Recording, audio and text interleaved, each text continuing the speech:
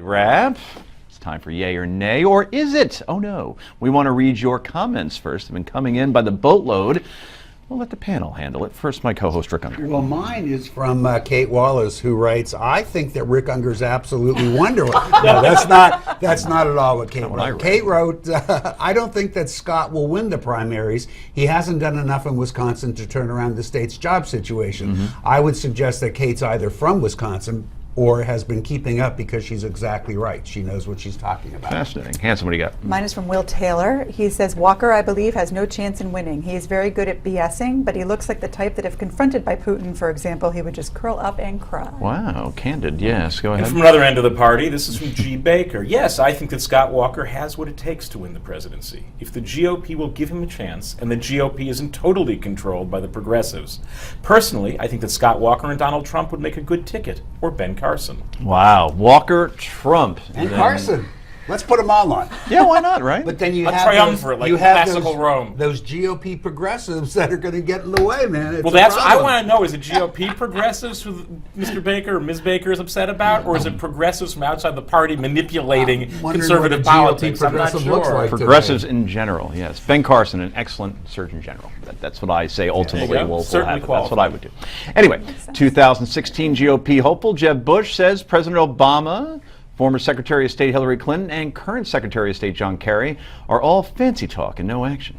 In an interview with the New Hampshire Union leader last week, the former governor of Florida said that rather than be the world's policemen, we have to be the world's leaders. And then said that our current crop of leaders are creating chaos by confusing the American people. World's policeman, but we have to be the world's leader. And there's a huge difference. This guy, this president, and Secretary Clinton and Secretary Kerry, when someone disagrees with their nuanced approach, where it's all kind of so sophisticated it makes no sense. You know what I'm saying? Yeah. Big syllable words and lots of fancy conferences and meetings. But we're not leading. That creates chaos and creates a more dangerous world. I love how you have a major political candidate and you film it with your iPhone. You know, what is that? And you got to turn it to the side so you get the full screen. Anyway, is Jeb Bush right in terms of fancy language getting in the way? I'm a little bit shocked that that's the tack that he's taking. Nuanced foreign policy? Oh my God, we can't have that. No, it's a ridiculous remark. I mean, he may disagree with the foreign policy, but that's a nay. Heather?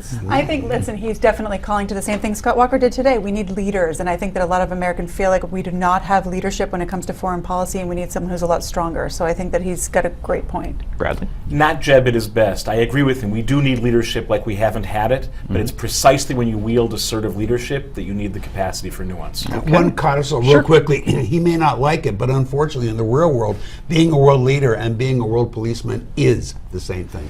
Okay, Rick, you're going to love this story we're going to talk about next. Amazon may be getting into the detective business. The online retailer is now looking into why Texas Senator Ted Cruz's book, A Time for Truth, failed to make the New York Times bestseller list despite selling over 11,000 copies in its first week.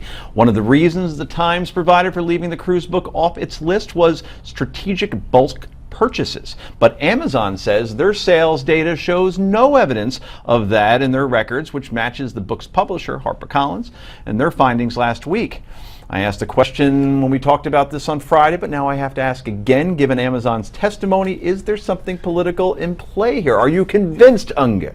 If there are no bulk sales to particular organizations, then Ted Cruz is the very first politician in history to not do so. Look, I mean, I have a funny feeling Amazon's saying, ooh, we didn't think to check. So all of a sudden there is no, look, I don't know. I mean, maybe the New York Times is playing games. I don't know why they wouldn't do it with others that they dislike as much as Ted Cruz, but I don't know. Yeah, they're just not presenting their evidence. That's where That's right. And listen, they have a reputation for leaning liberal, so it may well be part of that. So they have not endorsed a Republican since Eisenhower. Right. It feels like they're playing games here, so I think the evidence on our side. Why did they put everybody else who's written a book from that party on the list? Maybe they just like him less.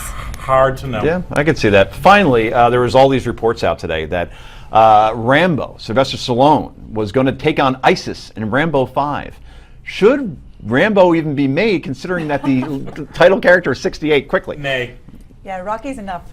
Another Rocky's good. Don't care. Don't care. Okay, and we end it with apathy. Anyway, thank you, panel. Appreciate it. Newsmax Prime with J.D. Hayworth. That's next.